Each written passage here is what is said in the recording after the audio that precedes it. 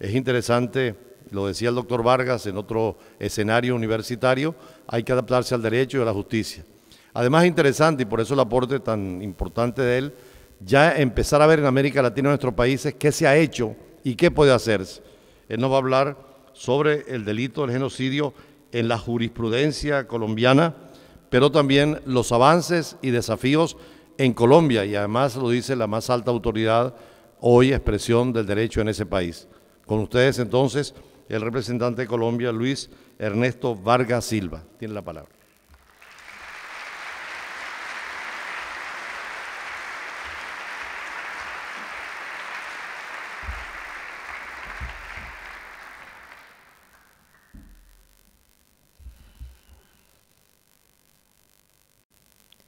Bueno, muy buenos días para todas y para todos. Todavía estamos en horas de la mañana y voy a procurar ser muy breve con relación a la ponencia que había preparado para el foro, y comienzo pues agradeciendo a la organización Justicia para la Paz y a este Foro Judicial Internacional por la invitación, pero voy a tratar de compendiar al máximo en la brevedad. Entre otras cosas la haría fundamentalmente para no castigar o no seguir castigando a las personas que de manera estoica han estado en este recinto, que han permanecido a pesar de las dificultades técnicas que hemos tenido para su comienzo. Realmente la persecución del crimen de genocidio en Colombia podríamos haberla planteado en 4 grandes etapas. Realmente la ponencia, que yo sé que la organización les va a entregar a todos los que están aquí, incluso veo niños, recuerdan a uno que tengo particularmente de 11 años de edad, y veo que cómo es de importante que vayamos involucrándolos en estos procesos de memoria histórica. Les decía, esta ponencia está dividida en 4 grandes etapas. La primera de ellas, en la cual nosotros presentamos los aspectos relevantes de la legislación colombiana sobre la materia, exponiendo los pronunciamientos de los órganos judiciales y también los del sistema interamericano en relación con el caso de un movimiento político que en Colombia se llamaba la Unión Patriótica. El debate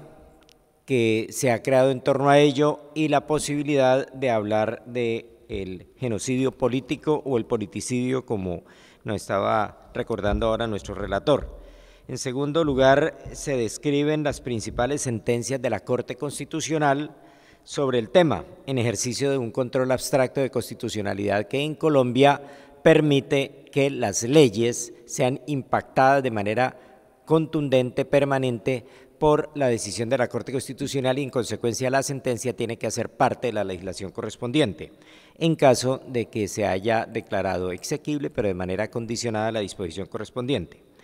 En tercer lugar, puntualizamos en la ponencia las decisiones que se han emitido en relación con el caso del genocidio de la Unión Patriótica, decisiones que se han tomado tanto por la Justicia Ordinaria, por la Fiscalía General, Corte Suprema, Tribunal Superior de Bogotá, etcétera. Y al final hicimos una cápite de conclusiones tratando de plantear cuáles son los desafíos del Estado en la materia. Como encuentro que el tiempo se nos ha venido encima, yo trato simplemente de plantear en qué consiste la ponencia, que repito, les va a llegar a todos ustedes por vía escrita. Pero voy a aprovechar el auditorio que realmente tenemos, un auditorio en el cual encontramos los futuros oficiales, nos estaban diciendo ahora aquí en Argentina, y un auditorio en el cual encontramos niños y jóvenes. Anoche estaba recordando en la presentación de este foro había más de 100 personas, y estaba recordando que recientemente, a propósito de la exposición del profesor Rafeca, recientemente estuvimos hace 15 días en el campo de concentración, el segundo campo de concentración más grande que tuvo el nazismo, en la ciudad de Dachau, Dachau es una ciudad que queda 16 kilómetros al sureste de Múnich, y ver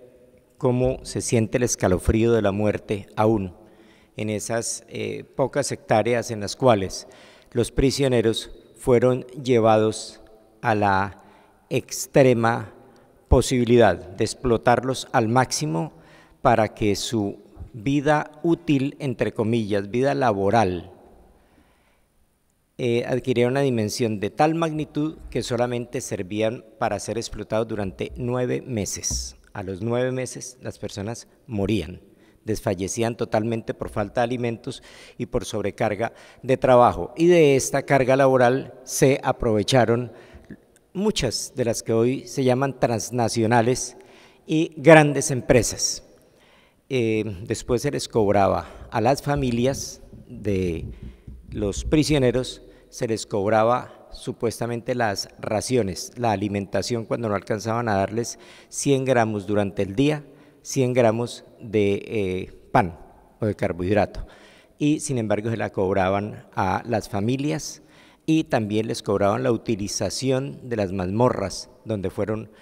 sometidos, les cobraban posteriormente supuestamente el arriendo de eso para, entre comillas, tratar de explicar las razones por las cuales expropiaban los bienes de esas personas que murieron. En ese campo de concentración murieron 44.000 personas,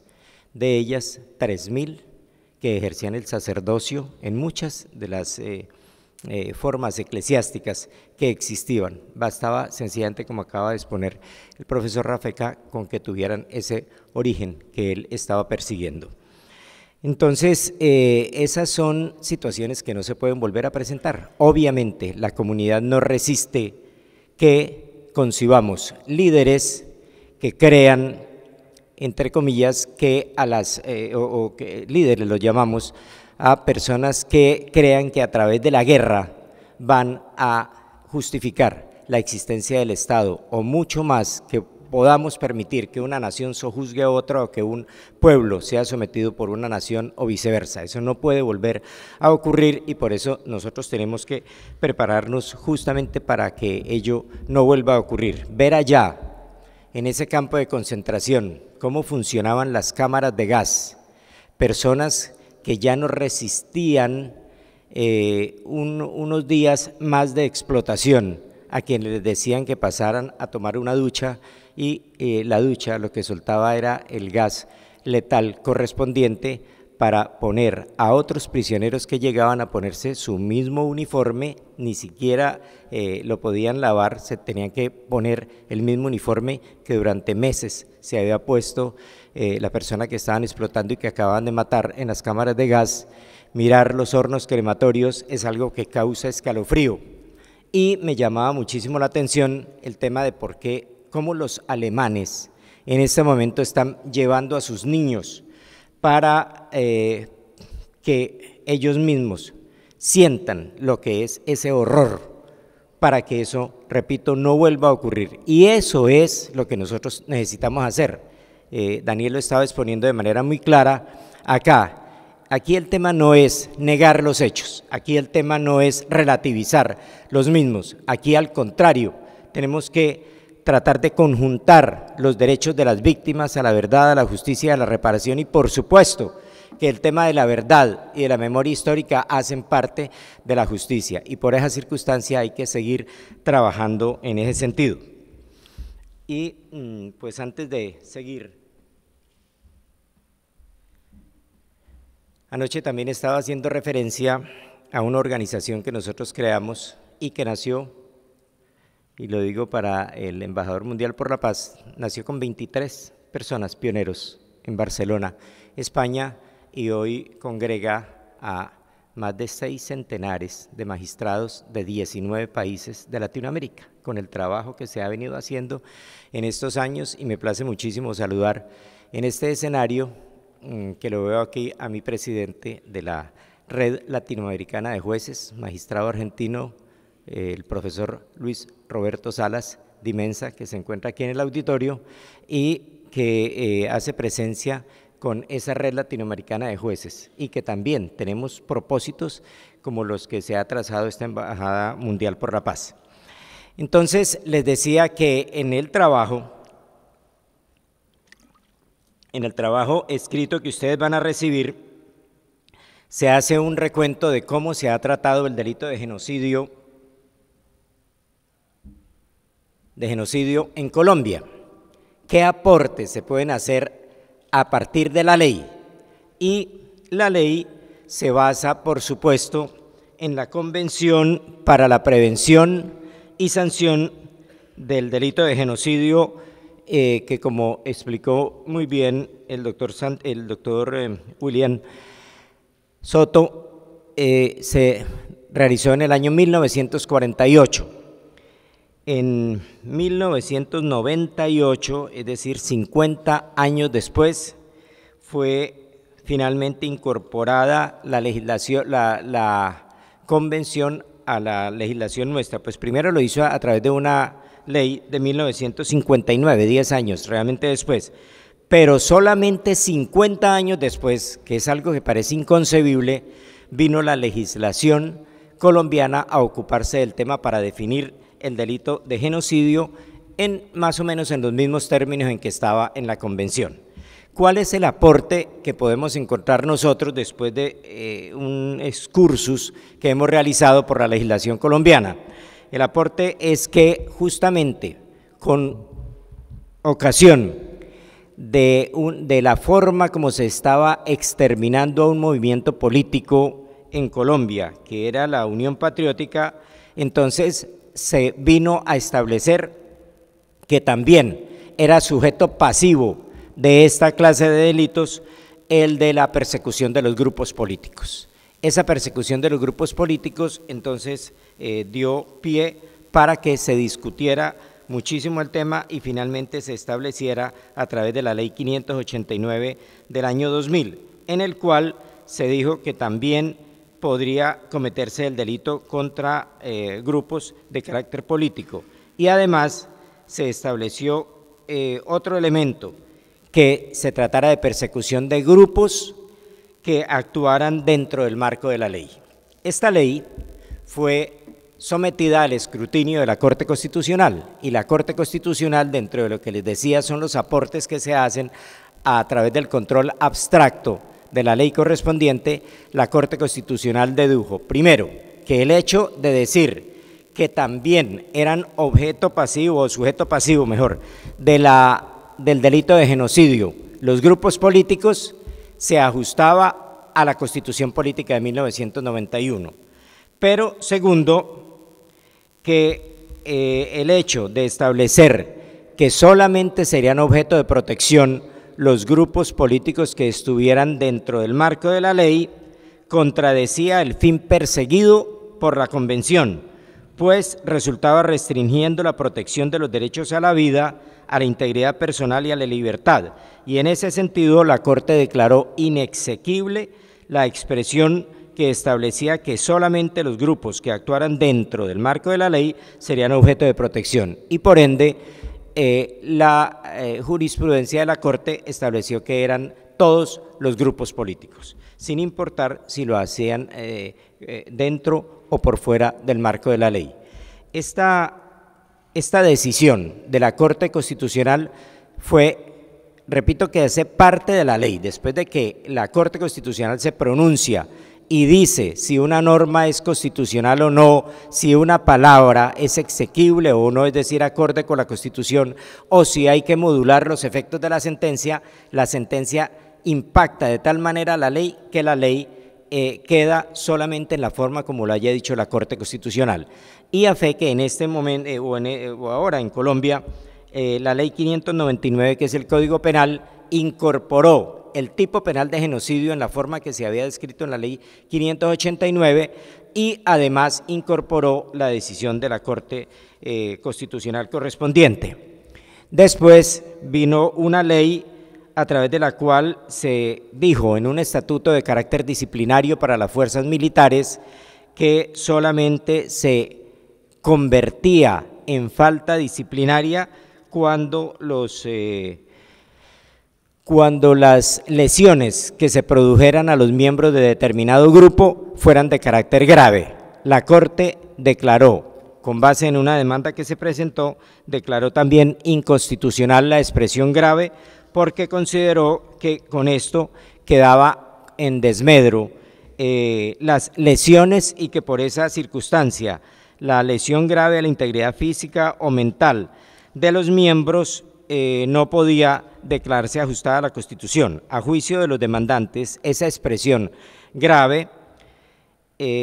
contenida en el artículo señalado desconocía que el fin del régimen disciplinario de los funcionarios públicos es garantizar que los agentes del Estado actúen con diligencia en el ejercicio de sus funciones y a través de sentencia el Tribunal Constitucional la declaró inexequible esa expresión. Inexequible por considerar que restringía ilegítimamente el ámbito de protección otorgado por la Convención para la Prevención y Sanción del Genocidio. Estos fundamentalmente sería, diría yo, los aportes que hizo la legislación y la Corte Constitucional respecto de las disposiciones que han sido demandadas. La persecución de un grupo político en Colombia se dio durante los años 1986 y 1988. Desde su creación se trató de hechos ocurridos a un movimiento que llamó la Unión Patriótica. Este movimiento político surgió a mediados de la década del 80 como producto de un proceso de negociación entre el gobierno del presidente Belisario Betancur y guerrillas de las FARC, que fueron el movimiento fue objeto posteriormente de persecuciones sistemáticas, de hostigamientos, de ejecuciones extrajudiciales. Fueron asesinados prácticamente todos los dirigentes que tenía el movimiento. Hubo desapariciones, atentados y amenazas que tenían como fin suprimir el movimiento por la vía política. La gran mayoría de su dirigencia, repito, fue exterminada. Fueron miles y miles de asesinatos que se cometieron desde cuando se creó el movimiento. ¿Por qué? Porque este movimiento había logrado un rápido e importante éxito político en varias zonas del país en las elecciones de 1986 y 1988. Por esta razón, quienes tradicionalmente habían detentado el ejercicio del poder político iniciaron ese proceso de exterminio en contra de esa fuerza de oposición. Lo ocurrido con este movimiento político no solo abrió el debate a nivel nacional en Colombia sobre la inclusión de los grupos políticos en el tipo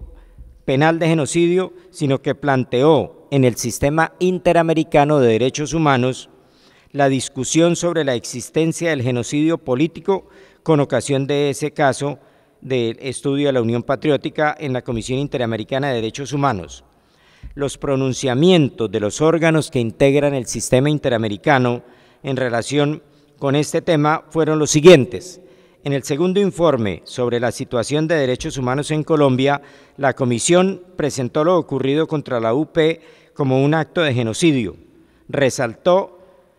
que el caso del asesinato masivo y sistemático del grupo político denominado Unión Patriótica constituyó una sucesión de hechos criminales verdaderamente graves y que este no ha sido el único hecho grave ocurrido en Colombia en esta materia durante ese lapso de tiempo. Este documento caracterizó la violencia cometida en contra de la UP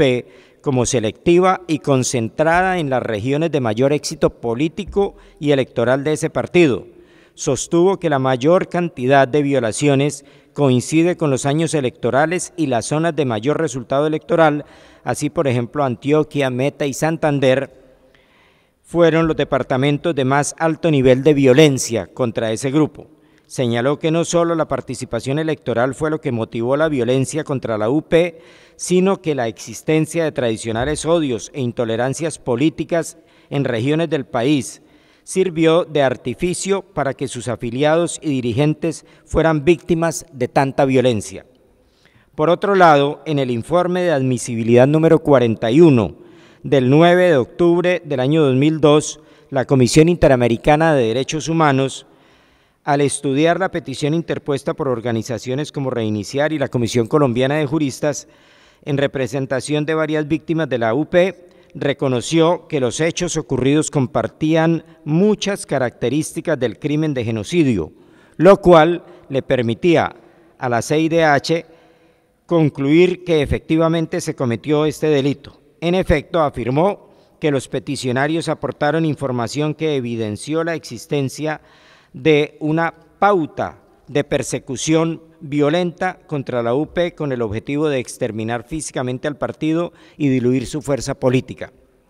Sin embargo, resaltó la Corte Interamericana de Derechos Humanos que los hechos no se ajustaban a la definición jurídica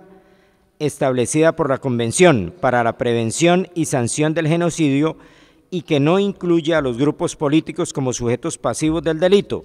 pese a que fueron mencionados en la resolución original de la Asamblea General de Naciones Unidas que llevó a la redacción de la Convención. En ese sentido, la Comisión decidió admitir la petición contra el Estado colombiano por la supuesta violación de derechos a la vida, la integridad y la libertad personales, pero aclaró que no incluiría la alegación de genocidio. De ahí la gran importancia de la propuesta que hoy nos hace el señor embajador y que ha venido haciendo para que se creen nuevos tipos penales que tengan que ver con el ecocidio, los atentados contra los ecosistemas, contra la biodiversidad y el politicidio, de manera que en ese sentido el aporte es tanto de la legislación colombiana como de la Corte Constitucional a través de sus sentencias. Ya después viene la descripción de las decisiones del Tribunal Superior de Bogotá, de la Corte Suprema de Justicia, de la Fiscalía General de la Nación, en donde se encuentra en el mismo sentido que se dieron todos los ingredientes de un genocidio, pero a los autores de los hechos que han sido condenados o que han estado siendo investigados, pues lamentablemente no se les pudo juzgar y condenar por el delito por cuanto los hechos fueron anteriores a el establecimiento del genocidio como un delito autónomo en la legislación colombiana. Esa es, diría yo, como el recuento del excursus muy breve de lo que ha sido las decisiones en la Corte, en las Cortes, perdón. ¿Cuáles son, para tratar de ajustarme también al tiempo exacto, cuáles son las conclusiones y desafíos que nosotros hallamos después de hacer la investigación correspondiente? Lo expuesto hasta ahora evidencia claramente que el Estado colombiano ha hecho grandes esfuerzos por prevenir y sancionar el delito de genocidio. Sin embargo, es importante resaltar que los desafíos aún son muy grandes, son enormes. El delito de genocidio en Colombia, a raíz de los hechos ocurridos con el movimiento político de la UP, incluyó a los grupos políticos como sujetos pasivos de la conducta penal. Esto sin duda constituye una importante ampliación del marco de protección establecido por la Convención para la Prevención y Sanción del Genocidio. Las decisiones de la Corte Constitucional han resaltado que en ningún caso el ámbito de protección establecido en la Convención para la Prevención y Sanción del Genocidio puede restringirse por el ordenamiento jurídico nacional. No puede reducirse, puede sí ampliarse, pero no en contrario. En ese sentido, ha establecido, entre otras cosas, 1, que es una obligación del Estado tipificar el delito siguiendo las principales estructuras de imputación previstas en la normativa internacional, de tal manera que se respeten los elementos esenciales que permiten la configuración del delito de genocidio, como la intención calificada de destruir el grupo totalmente o el hecho de que el ataque se efectúe por razón de la pertenencia al grupo. 2, que en ningún caso el delito de genocidio puede considerarse un delito político. Y 3, que es imprescriptible cuando la Corte Penal Internacional ejerza su competencia complementaria. Por su parte, las decisiones emitidas por las autoridades nacionales han reconocido que lo ocurrido con la UP no se trató de un hecho aislado, sino que la conducta atroz de aniquilar de forma sistemática y deliberada a un grupo humano con identidad política propia mediante la desaparición de sus miembros, constituyó un verdadero genocidio. No obstante, es necesario otorgar a las víctimas de ese delito en Colombia adecuadas garantías de no repetición para así poder sentar las bases de un proceso de reconciliación nacional que permita alcanzar el ideal de una sociedad que convive en paz y que realice los ideales constitucionales de justicia y solidaridad. Asimismo, es fundamental que los procesos que siguen en la justicia interna y la justicia internacional por los hechos ocurridos contra los miembros de la UP avancen significativamente de forma que la sociedad colombiana pueda conocer la verdad de lo sucedido. El esclarecimiento de la verdad de los hechos que tanto dolor ha causado a miles de personas que hicieron parte de esa opción política diferente y alternativa es el primer paso en el camino de entender que las controversias políticas pueden resolverse, pero no con la eliminación del contrario. Estos procesos además deben respetar estándares de justicia para las víctimas, para así trabajar en la construcción de una sociedad caracterizada por la convivencia democrática, el respeto por la pluralidad y el reconocimiento del otro. Finalmente, es importante destacar que es un imperativo para el Estado colombiano evitar que hechos constitutivos de genocidio vuelvan a presentarse, toda vez que este tipo de actos desvirtúa el carácter plural del Estado social de derecho y desconocen que el pluralismo, más que un elemento casual o caprichoso de esta fórmula de organización política, solo es comprensible si se asume como un valor y como un principio propio del Estado constitucional y democrático de derecho. Muchas gracias.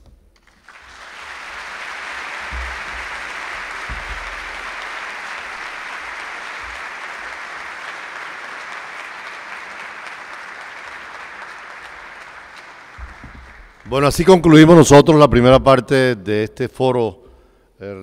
Justicia para la Paz. Dos conclusiones con respecto a la intervención del doctor Vargas. Uno es que las legislaciones nacionales tienen que adaptarse. De hecho, muchos estados han firmado y ratificado la convención, el Estatuto de Roma de 1998, pero no han adaptado las legislaciones nacionales. Hay que insistir en la academia, en los parlamentos para que se adapten. En el caso venezolano, el Código Penal todavía no están recogiendo todas las disposiciones de la Corte Penal y en todos los países pasa lo mismo. Y la segunda observación tiene que ver también con lo que decía el embajador Soto. Pronto se va a reunir ahora en diciembre en Nueva York las partes, el estatuto, para revisar el Estatuto de Roma, que se reúne permanentemente. Si pudiéramos a través de gobiernos o por las ONG poder participar, sería interesante para ir ya concretando cosas fundamentales en lo que decía el señor embajador Soto, de precisar el término del etnocidio, del ecocidio, la ampliación del concepto del genocidio y de ir también a otros niveles impulsando esa reforma en el propio sistema internacional que garantice más justicia.